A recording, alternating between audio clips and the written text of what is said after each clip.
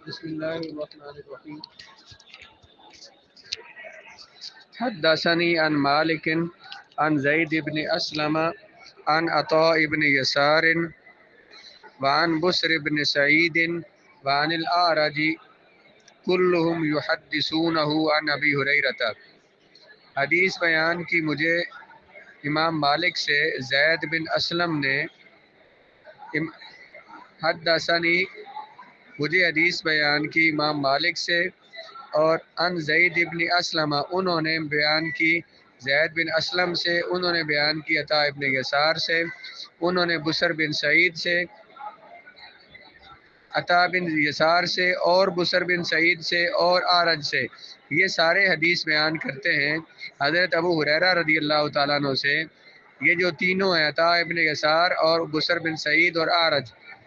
حضرت ابو ہریرہ سے حدیث بیان کرتے ہیں ان رسول اللہ صلی اللہ علیہ وآلہ وسلم قال، بے شک رسول اللہ صلی اللہ علیہ وآلہ وسلم نے فرمایا، من ادرک رکعتا من الصبح قبل ان تطلع الشمس، من جس بندے نے پا لی ایک رکعت، ادرک یدرک ادراکن پانا، جس نے پائی ایک رکعت، قبل من الصبح صبح کی نماز کی ایک رکعت، قبل ان تطلع الشمس سورج کے طلوع ہونے سے پہلے، جس نے سورج کے طلوع ہونے سے پہلے ایک رکعت پڑھ لی، فقد ادرک الصبح اس نے صبح کی نماز پا لی۔ یعنی جس بندے نے نماز شروع کی، ایک رکعت پڑھی تھی تو سورج طلوع ہو گیا تو اس کی نماز ہو گئی، اگرچہ ایک رکعت اس نے سورج طلوع ہونے کے بعد پڑھی ہے۔ ومن ادرک رکعتا من العصر قبل ان تغرب الشمس فقد ادرک العصر، اور جس نے پائی من ادرکا جس نے پائی ایک رکعت عصر کی سورج غروب ہونے سے پہلے، اس نے بھی عصر کو پا لیا۔ یعنی جو عصر کی نماز پڑھ رہا تھا، ایک رکعت اس نے پڑھی تھی کہ سورج غروب ہو گیا، تو باقی رکعتیں اس نے بعد میں پڑھی ہیں، تو اس کی نماز عصر کی بھی ہو جائے گی۔ اس پہ نیچے عائشہ لکھا ہو دیکھیں، اس حدیث شریف کا تعلق نماز با جماعت کے ساتھ ہے۔ معنی یہ ہے کہ جس شخص نے جماعت کا کوئی جز پا لیا، یعنی جماعت کے ساتھ نماز پڑھنے لگا تو کچھ رکعتیں اس کی رہ گئی، ایک رکعت بھی اس نے یا کچھ بھی نماز اس نے جماعت کے ساتھ پڑھ لی، تو اس نے جماعت کی فضیلت کو پا لیا۔ پس اسے چاہیے کہ امام کے فارغ ہونے کے بعد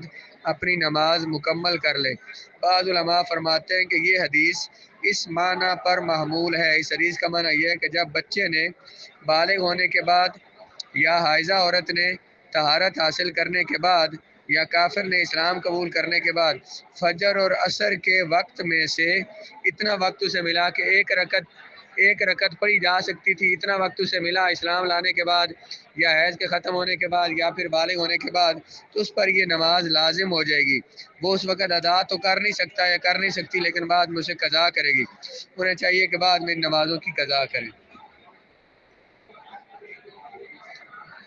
سمجھ آ گیا مسئلہ؟ اس سے شوافع نے یہ کہا ہے کہ اگر کسی نے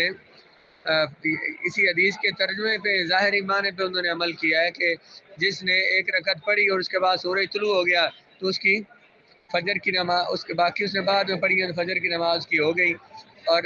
عصر کے بارے میں بھی ایسے ہی، لیکن احناف کہتے ہیں کہ فجر کی جو نماز ہے نا، یہ اگر بندے نے شروع کی اور سورج طلوع ہو گیا تو اس کی یہ نماز نہیں ہوگی، نماز سے نئے سرے سے پڑھنی ہوگی۔ اور عصر کی نماز اگر اس نے شروع کی اور سورج غروب ہو گیا تو باقی اس نے سورج کے غروب ہونے کے بعد پڑھی، یا سورج زرد ہو گیا تھا تب اس نے پڑھی، یا سورج غروب ہو گیا تھا، تو اس کی عصر کی نماز ہو جائے گی۔ اس پر انہوں نے دلائل الگ سے بیان کیے ہیں، وہ یہاں پہ اب تفصیلی دلائل وہ آپ کو سمجھ نہیں آئیں گے، اس لیے اس کو میں بیان نہیں کر رہا ہوں۔ تو اس حدیث کا یہاں پہ معنی کیا ہے؟ وہ جو بھی معنی بیان کیا ہے کہ جس نے نماز کو پا لیا کا مطلب یہ ہے کہ جس نے اسلام قبول کیا، مسلمان ہوا، اور کسی نماز کا اتنا وقت رہتا تھا کہ اس میں ایک رکعت نماز پڑھی جا سکتی تھی، تو اس پر وہ والی نماز فرض ہو جائے گی۔ اس طرح بچہ بالغ ہو گیا اور اس کو جس نماز کے وقت میں بالغ ہوا اس کا تھوڑا سا وقت رہتا تھا، اتنا وقت جس میں ایک رکعت پڑھی جا سکتی ہے، تو اس پر وہ والی نماز لازم ہے۔ اب اسے وقت تو نہیں ملا نماز پڑھنے کا، تو اسے چاہیے کہ وہ نماز کی بعد میں اس نماز کی قضا کرے۔ جیسے کہ یہ کتاب الحیض میں مسئلہ آپ نے پڑھا ہے کہ اگر کسی عورت کا خون ختم ہوا اور وہ نماز کا آخری وقت تھا، اتنا وقت تھا کہ وہ اس میں غسل کر کے تکبیر تحریمہ صرف کہہ سکتی تھی، تو وہ والی نماز اسے بعد میں اس زہر اس وقت تو پڑھ نہیں سکتی، وقت ہی نہیں ہے، تو بعد میں اسے قضا کرنی ہوگی۔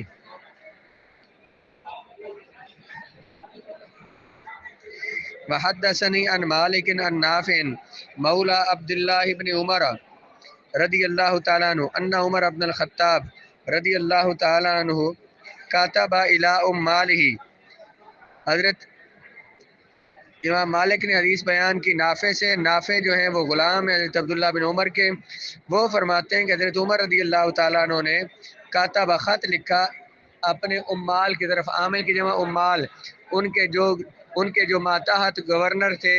جو مختلف جگہ پہ جو ان کے نائب مقرر کیے ہوئے تھے اور حکمران تھے، انہیں مختلف علاقوں میں جو اپنے نائب مقرر کیے تھے۔ ان اہم امرکم اندی، اہم اس میں تفصیل کا سیکھا جس کو ہم عام پڑھتے ہیں اردو میں، یہ لفظ ہے اہم، عربی کا لفظ ہے، سب سے یہ اہم بر وزن، اہم اصل میں تھا اہم بر وزن افعلو، یہ واحد مذکر اس میں تفصیل کا سیکھا ہے، سب سے زیادہ اہمیت والا کام، اہم امرکم تمہارے کاموں میں سے سب سے زیادہ اہمیت والا کام وہ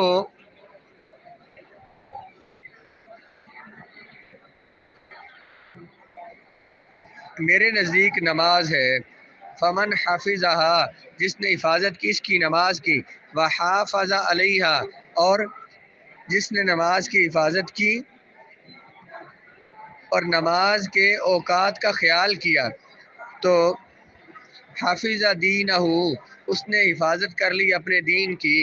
ومن ضیعہا، ضیع یضیع تضییعا، جس نے ضائع کیا اس کو نماز کو، تو فہو لما سواہا اضیع، وہ لما سواہا، لما ان چیزوں کو، سواہا جو نماز کے سوا ہے، انہیں بھی ضائع کرنے والا ہے۔ شروع سے ترجمہ پھر سنیں۔ حضرت عمر بن خطاب رضی اللہ تعالیٰ عنہ نے خط لکھا اپنے عمال کی طرف کہ بے شک سب سے اہم کام تمہارے کاموں میں سے میرے نزدیک نماز ہے۔ جس نے حفاظت کی نماز کی اور خیال رکھا نماز کے وقت کا، اس نے حفاظت کر لی اپنے دین کی، اور جس نے ضائع کر دیا نماز کو، تو اس نے اس کے علاوہ لما سواہا، ان چیزوں کو جو نماز کے علاوہ ہیں انہیں بھی اس نے ضائع کر دیا۔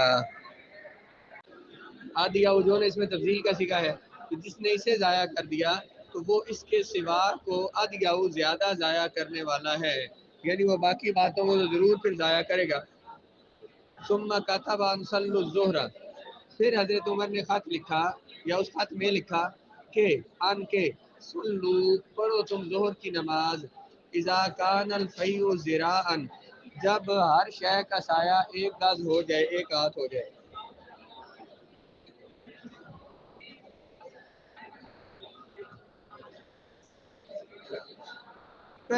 پہلے ادا کرو، پہلے جو پہلے لفظ کا پہلے ترجمہ کریں کہ نماز ادا کرو ظہر کی جب ہو سایہ ذرا ایک ہاتھ، ایک ہاتھ کیا ہوتا ہے؟ کون انگلیوں سے لے کر کون تک اس کو ایک ہاتھ ایک گز کہتے ہیں، ذراعن، جب ہر شے کا سایہ ایک گز ہو جائے۔ الا ان یکون ظل احدکم مثلہ، اور اس وقت تک پڑھو کہ ہو جائے تم میں سے ہر ایک کا سایہ اس کی مثل، ہر ایک کا سایہ اس کے قد کے برابر، اس کی مثل ہو جائے گی، یعنی اس کے قد کے برابر جب سایہ ہو جائے تو اس وقت تک ظہر کی نماز پڑھ سکتے ہو۔ یہ جناب عمر نے خط لکھا۔ والعصر، والعصر پر کا عطف ہے الظہر پر، صلوا الظہر والعصر، پڑھو ظہر کی نماز اور عصر کی نماز، اس حال میں، والعصر پڑھو عصر کی نماز اس حال میں، الشمس مرتفعۃ بیضاء، سورج بلند ہو، بیضاء سفید ہو، نقیۃ صاف ہو، اس حال میں کہ سورج بلند ہو، سفید ہو اور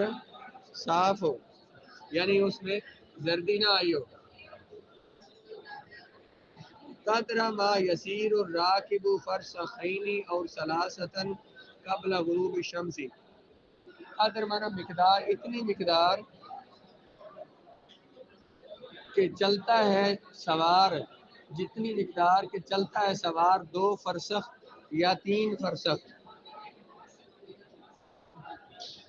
سورج کے غروب ہونے سے پہلے۔ فرمایا کہ عصر کی نماز پڑھ لو اس وقت کہ جب سورج بلند ہو اور سورج صاف ستھرا ہو، سورج سفید ہو، اور اس کے بعد سورج غروب ہونے تک اتنا وقت ہو ایک آدمی سوار ہو کر 2 فرسخ یا 3 فرسخ کا فاصلہ طے کرے تو اتنا فاصلہ طے کر سکے، اس کے بعد سورج غروب ہو، یعنی اتنی جلدی اثر پڑو۔ بل مغربہ، مغرب کا عطف ہے اثر پر، بلکہ پچھلے کا ترجمہ کر لیں تو ایک دفعہ پھر ترجمہ سن لیں۔ اور پڑھو عصر کی نماز اس حال میں کہ سورج بلند ہو، سفید ہو، صاف ہو، اتنی مقدار کہ چلتا ہے سوار 2 فرسخ، چل سکتا ہے، سفر کر سکتا ہے سوار 2 فرسخ یا 3 فرسخ سورج کے غروب ہونے سے پہلے۔ کیسے کریں گے ترجمہ؟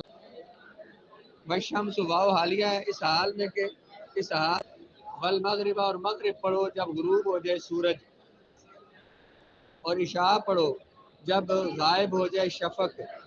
اس وقت شفق غائب ہو جائے اس وقت پڑھو۔ الی ثلث اللیل، رات کے پہلے ثلث تک، رات کے پہلے تیسرے حصے تک۔ فمن نام، اور جو بندہ سو گیا یہ نماز پڑھے بغیر، فلا نامت عینہ، نہ سوئیں اس کی آنکھیں، فلا نامت عینہ، فمن نام، پھر دوبارہ فرمایا جو سو گیا، نام اصل میں نابیما تھا، نابیما یا نوامو، واو متحرک ماں کو مفتوح الف سے بدلا، ناما یا نام و نومن سونا،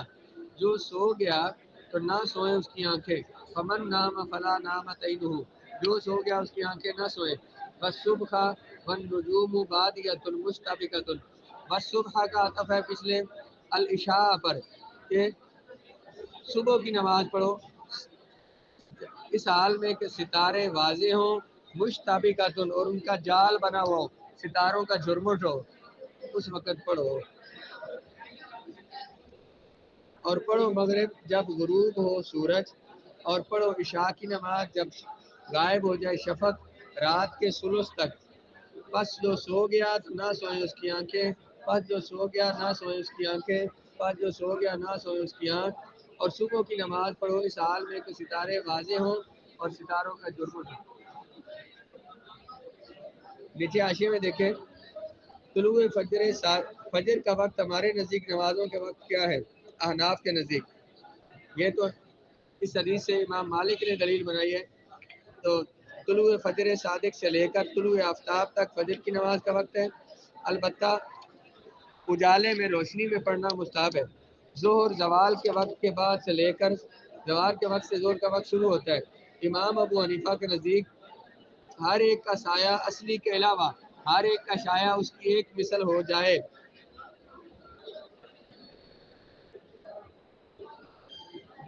دو مثل ہونے تک ظہر کا وقت باقی رہتا ہے، جبکہ صاحبین کے نزدیک ہر ایک چیز کا سایہ اصلی کے علاوہ ایک مثل ہو جائے تو ظہر کا وقت ختم ہو جاتا ہے۔ عصر کا وقت امام ابو حنیفہ کے نزدیک تب شروع ہوتا ہے جب ہر شے کا سایہ اصلی کے علاوہ ہر شے کا سایہ اس کی 2 مثل ہو جائے، اس وقت سے لے کر سورج غروب ہونے تک۔ اور صاحبین کے نزدیک ایک مثل سایہ سے عصر کا وقت شروع ہو جاتا ہے۔ مغرب کا وقت سورج غروب ہونے کے بعد سے لے کر سفیدی غروب ہونے تک، جو آسمان پر جسے شفق کہتے ہیں، آسمان پر ایک سرخی آتی ہے اسے شفق، اور اس کے بعد ایک سفیدی آتی ہے اس کو شفق کہتے ہیں، وہ سفیدی جب ختم ہو جائے تو عشاء کا وقت شروع ہوتا ہے، تو عشاء کا وقت ختم ہوتا ہے جب فجر صادق طلوع ہوتی ہے۔